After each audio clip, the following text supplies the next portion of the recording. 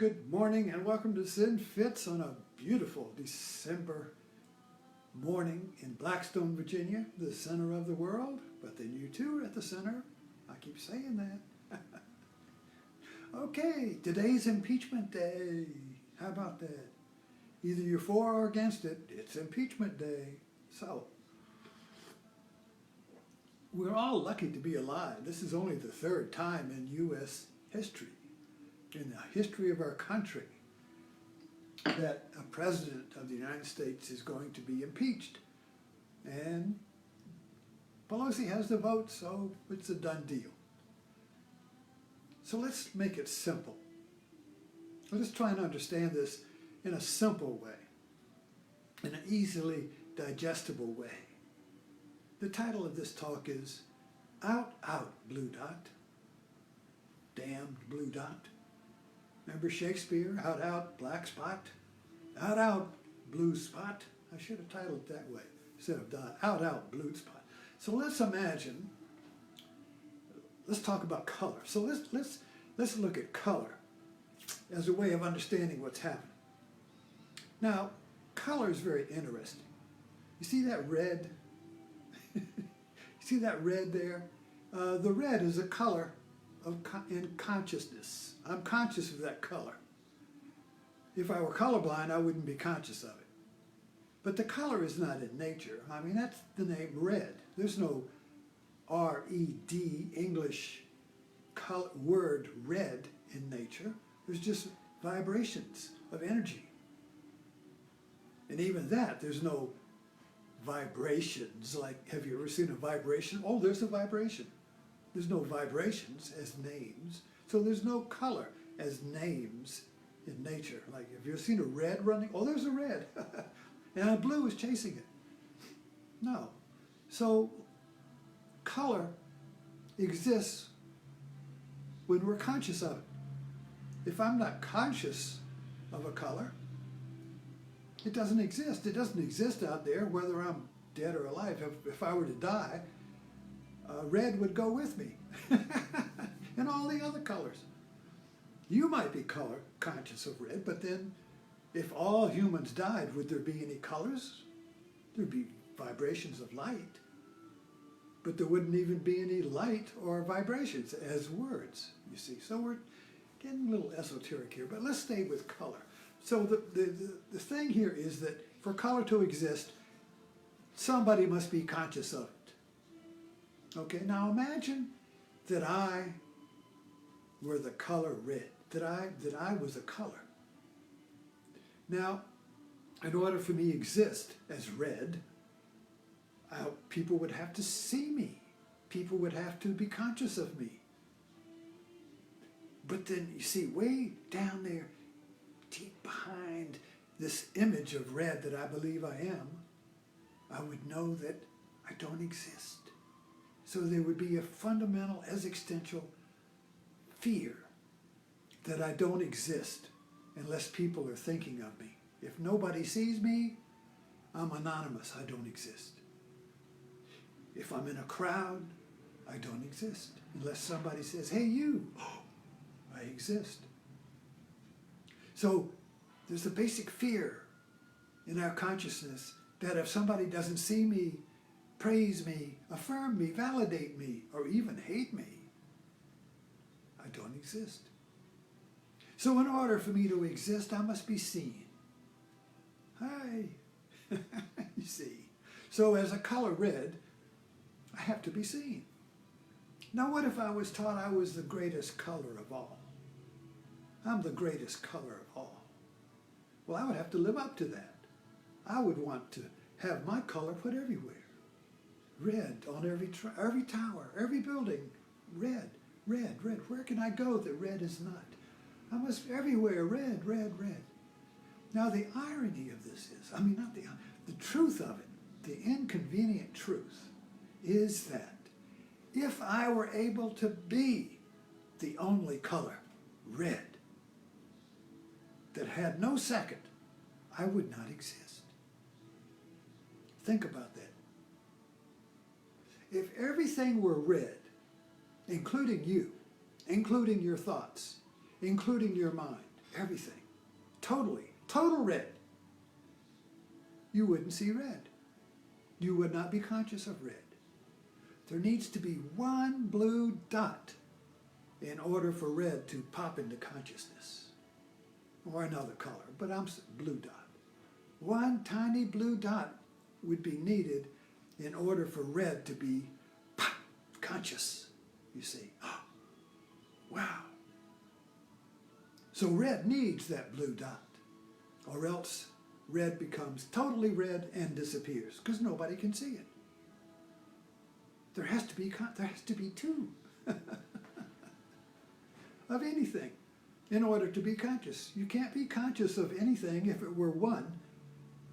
It would be like you can't be, the fish cannot be conscious of the water because everything is water. In the same way, I don't want to digress, if everything is God, you couldn't be conscious of God. Unless there was one dot that wasn't God. Ah, maybe that's me. So, I'm getting far out there now. But if everything is God, and I want to see God, not realizing that everything is already God, then I would have to make one thing not God. And who could that be? Me. Well, then if I'm not God, then God is out there. Oh, I can see God. God, where is God? God's over there, God's there, God's there, God's there.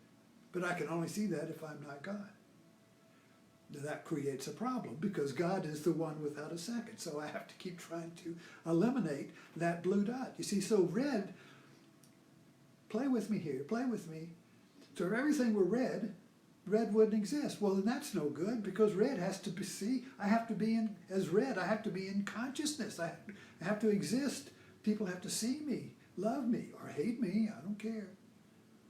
Hate me or love me, I exist. And because there's this doubt, this great doubt that I don't really exist as a color, I have to keep getting more people to love my red, to make me more red, to worship me, to put my red up everywhere. Put a little red in your house. Paint your house red. Paint the street red. Paint the trees red. Everything. Oh, that's not red, paint that.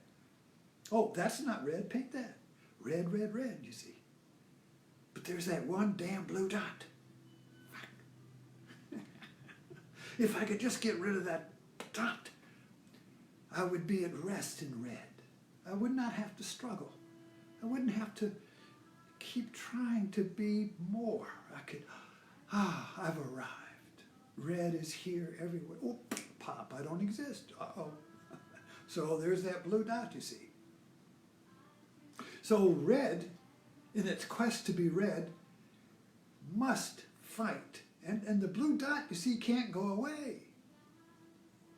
Because if it goes away, red goes away. Because to be red, there must be another color.